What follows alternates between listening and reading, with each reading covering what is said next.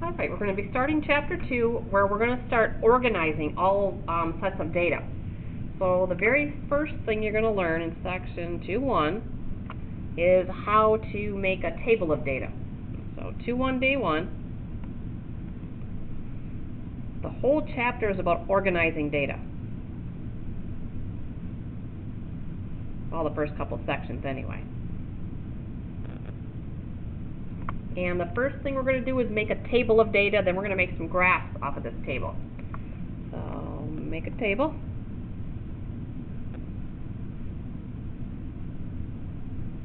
And the table we're making is called a frequency distribution.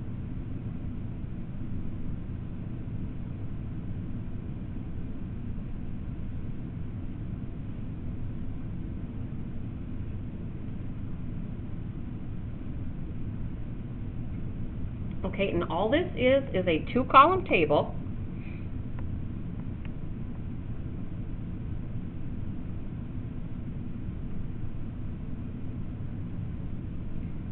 They put the word distribution on there. Most people think it's a graph, but it's a table that shows the classes of data. These are your individual groups.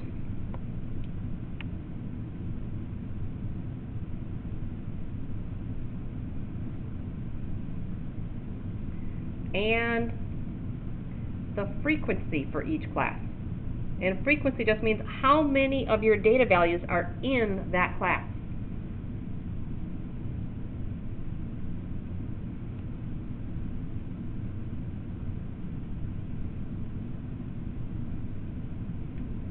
And the whole reason for making a frequency distribution is to organize it to see if that data can tell you anything. Get a picture of it. Does it tell us anything? So what we're going to be doing is easy list of data we did yesterday in class was the ages of the U.S. presidents at the time of inauguration, and we did that to the nearest, not nearest, we did it to the year of their age. So for those that weren't here, the way you get that data in your calculator is you go under Stat, and number 1 is Edit. So you just hit Enter on that, or you can hit 1.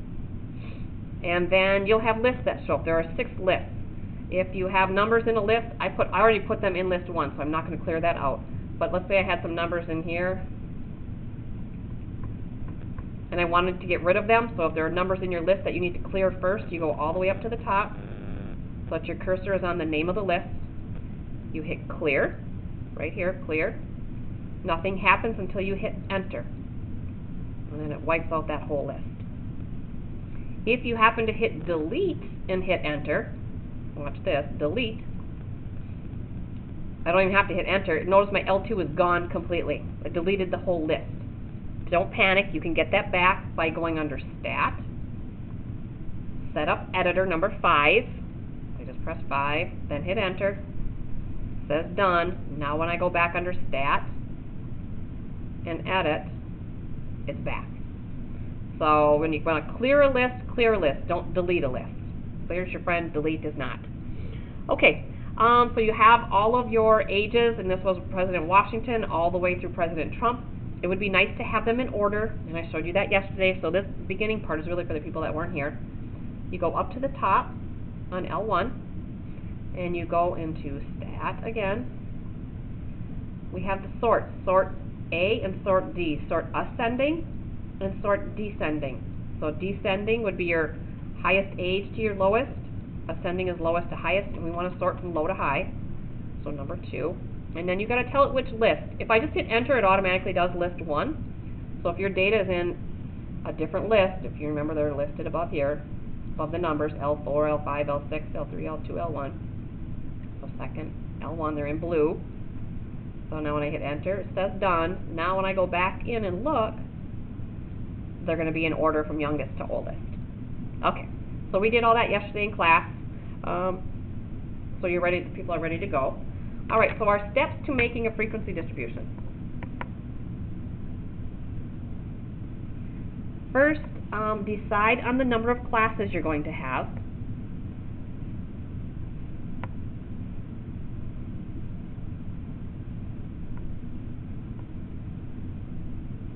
this is how many horizontal rows are going to be in your table. So as for your purposes, the problem is going to tell you how many classes there's going to be. We're going to call the number of classes n.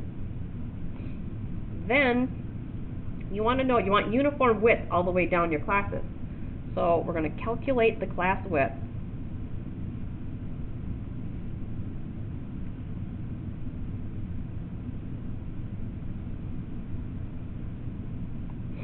And we'll call it W. You take your maximum value of your data set, subtract the minimum value of your data set, divide by the number of classes, not the number of data points. This is the number of classes, not how many data points. Okay? Chances are you're going to get a number with a decimal here. And the rule is you always, because our class width has to be a whole number, round up to the next whole number. So for example, if I did max minus min divided by number of classes and I got 9.25 as my class width, I need that to be a whole number, and the rule is I always round up, not normal rounding rules like you learned in elementary school. So my class width would be 10 and not 9. If you go down with normal rounding rules, when you make your table, you're going to see your table doesn't include your highest value. You end up leaving it off. So we always have to round up there. Okay? Once you do this, you're ready to make the table. Okay? Your column 1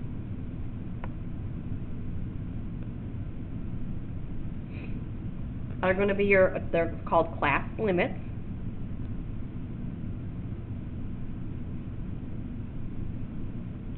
And the way you get your class limits is you start with your minimum value. And then what's going to end the first class, you're going to add on one less than your class width. So add 1 less than W. That'll be your ending value. Then your next class is going to start 1 higher than that. And you do the same thing, add 1 less than the class width. And we'll do that in a minute. And then number 4, or step 4, in column 2,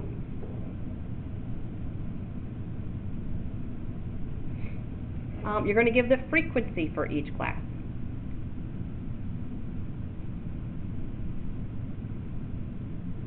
So once we've determined our first class limit, say it was 44 to 54, we're going to count all the presidents that were between 44 and 54 and put that number as our frequency. So the frequency is just how many of your data values fall in between these class limits, including those class limits. So let's go ahead and make our table for the ages of the presidents.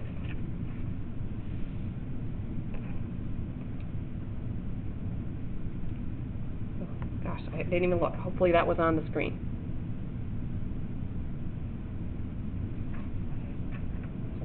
Example 1. Make a frequency distribution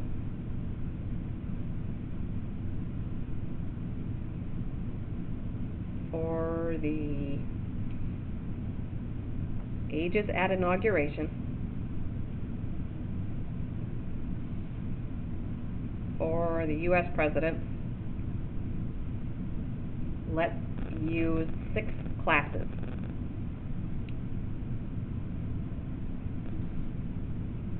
So that means we will have 6 horizontal rows in our table. Alright, so our n value we're going to use is 6. We have to calculate how many ages, how big of a range we're going to have for each class. So we're going to find class width. So we need our max minus min divided by the 6 classes. And if you go back, because we put these in order, my min's 42, and my oldest president at inauguration is going to be down here at the bottom, 70.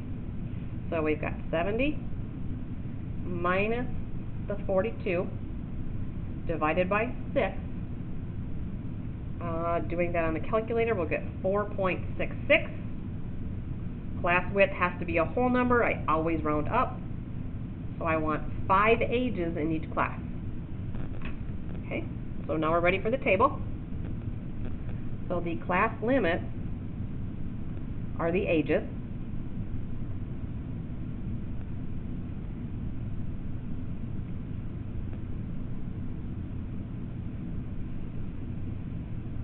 And then we want frequency.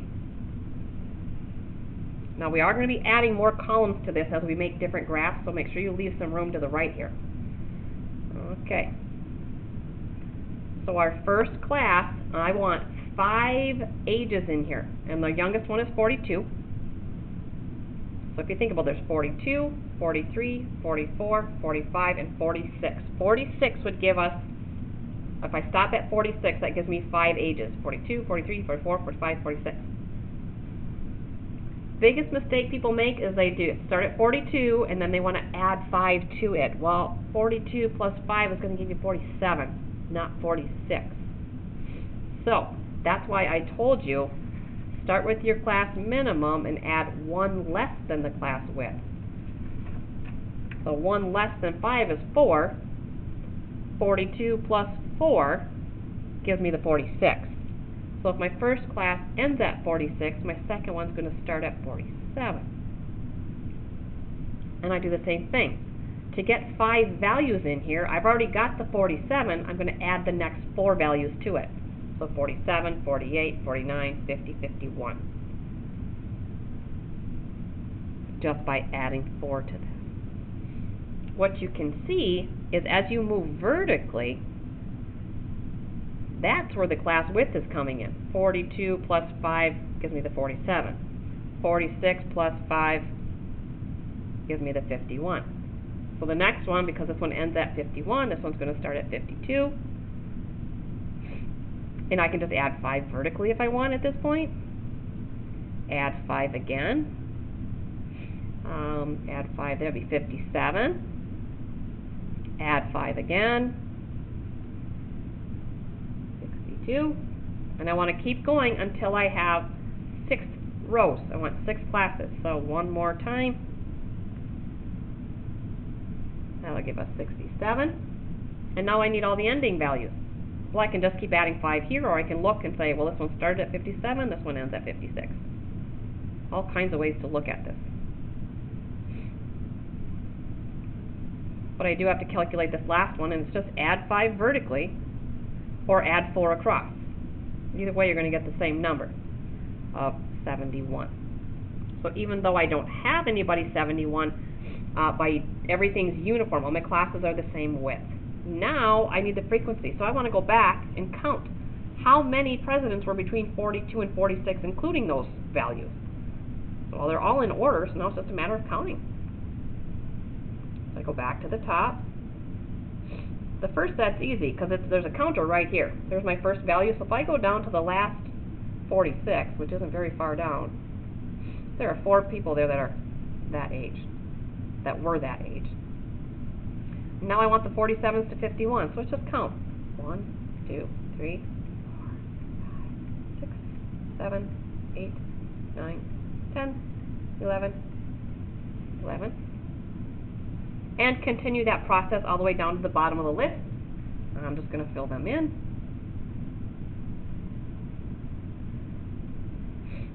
And if you add these up, it should be the total number of data points we had. And if we go down, how many presidents have we had? If I get on the last one, we've had 45 presidents. Okay.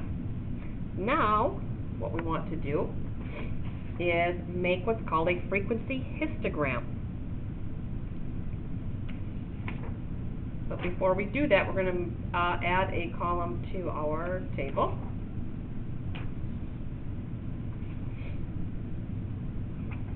And what we're going to do is make the midpoint column. Actually, we're going to do all of our columns first, then we'll make our graph. So the midpoint is the middle of our class limits. And again, if you want to find the middle of 2 numbers, you just average those together. So you're going to average 42 and 46. So I'll just do one up here so you can see where it's coming from. So what's halfway between 42 and 46 is 44. If I go with this one, halfway between 47 and 51, add them up, divide by 2, I'm going to get 49. But now let's be clever. Think about what should be this vertical distance between these midpoints if they're evenly spaced here. Well, because I added 5 vertically on all the endpoints, you'd be adding 5 to the midpoints too. So you could just keep adding 5 all the way down. That is our class width. So 49 plus 5 is going to give me 54. Plus 5 is 59. Plus 5 is 64. Plus 5 is 69. Okay. The next column we want to add is called relative frequency.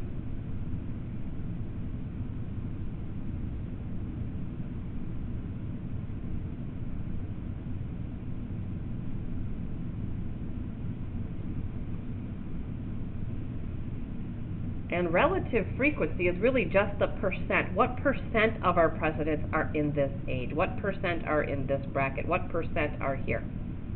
So how you would get a percentage is just how many you had divided by your total.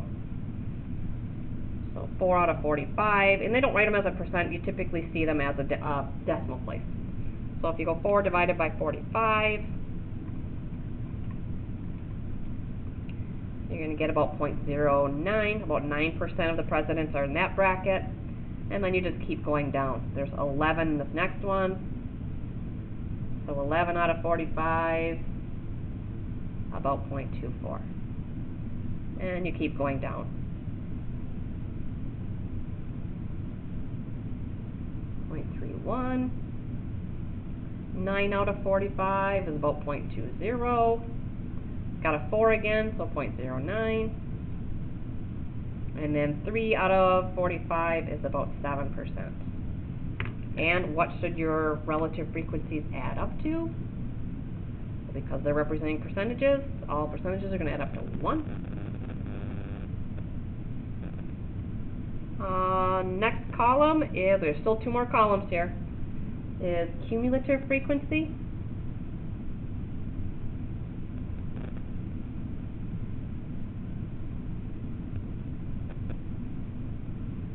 Okay, cumulative. Think about your cumulative GPA. That's your GPA as you progress all the way through. So it adds it all together. Well, cumulative frequency means to add all of the frequencies together as we move through.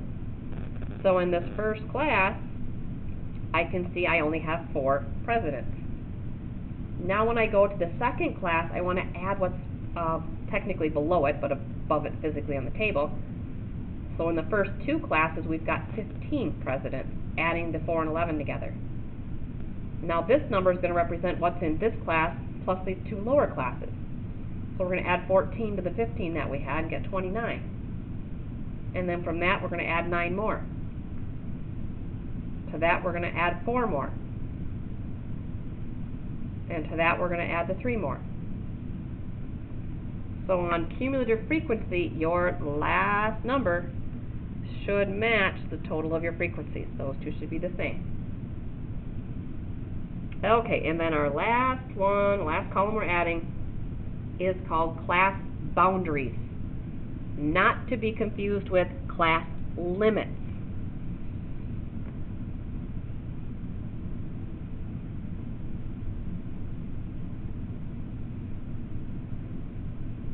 Class boundaries, the purpose of them is to close the gap between the classes. Because if you think about a number line, from 46 to 47, there's a gap of 1 in there. From 51 to 52, there's a whole jump of 1 in there.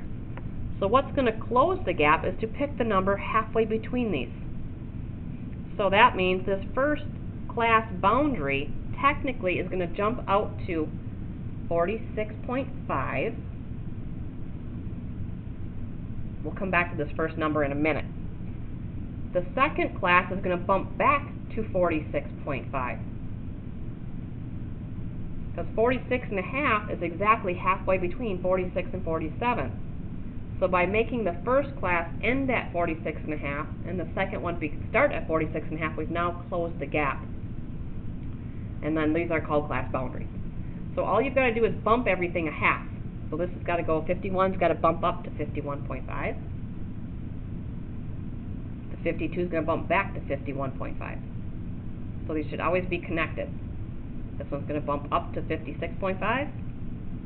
This one's going to bump back to 56.5. Bump up to 61.5. Bump back to 61.5. And continue on.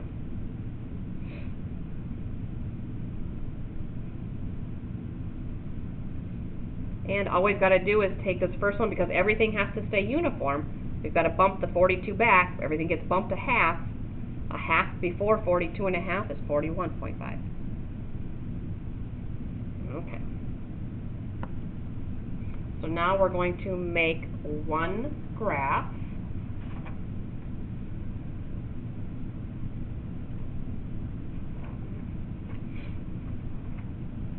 There it is. Okay, and the graph we're going to make is called a frequency histogram. So example 2, nope, not an example yet. Definition, frequency histogram.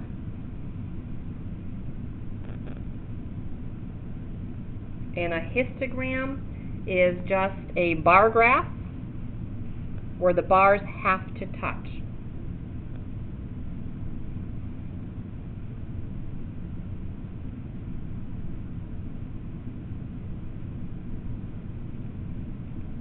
Okay, your horizontal axis, you have options. You can either use class boundaries, which is that last column we just put in,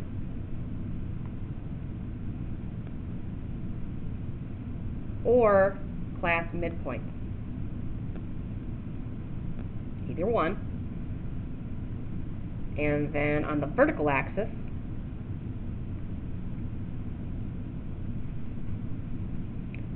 we're going to go with frequency. That was the second column we put in our table.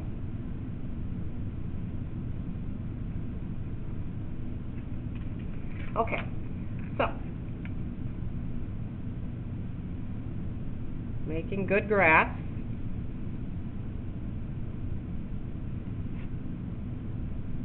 We're going to have our frequency as our vertical,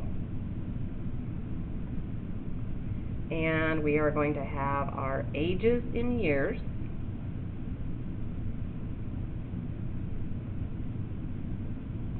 and we'll put a title on it afterwards. Okay, I'm going to choose to use class boundaries, and if you look at our table we made, the smallest number we have is 41.5, so I don't really need anything from 0 up to that, so we're going to put a little break in our graph, and we show that like that. I'm going to let this represent 41.5, and now remember, everything is uniform in size, so whatever space I decide to make my width of my bars, it's just going to, this is going to be the other edge, which is 46.5. So and this is going to start the second bar, 46.5, so the bars are going to touch because we've closed the gap here. So my next number is 51.5. And we just continue on, 56.5, 61.5, just reading them off of my column here, 66.5, and 71.5. Okay, and on the vertical we've got frequency, and if you look, my highest number, my lowest number is 3, so I'm not going to bother putting a break in the graph. My highest number is 14. Probably could count by 2's there without a problem. 1's might get a little obnoxious, so we'll count by 2's. So every tick mark is going to represent 2. 2, 4, 6, 8, 10, 12, 14. And now it's just a matter of making a bar for each class with the appropriate height. So the 42 to 46, the frequency was 4.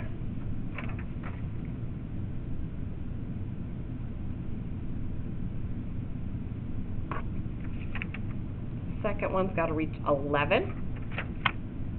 And again, it starts at this 46.5. About there. And they all should be uniform widths. Next one, the frequency was 14, so it shares this edge.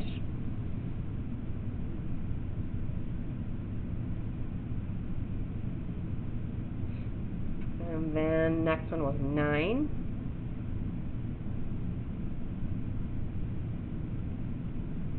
Four. With the accidentals, please. 3.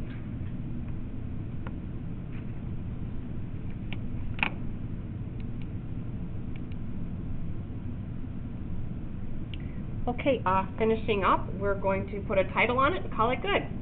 And this was the ages for the U.S. presidents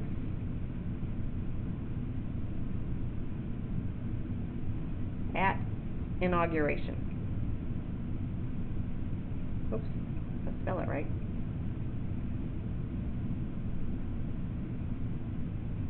And the whole point of making these tables is to see what does it show us. I mean, there weren't very many young presidents. You can see most of our presidents are right here in this middle chunk. And then it tails off on the really old end too. So right in here we've had the majority of our presidents. So that's the whole point of making pictures about data for whatever reason that whatever business might gather, is to get a picture and learn something from it. Okay, that ends your first section in Chapter 2.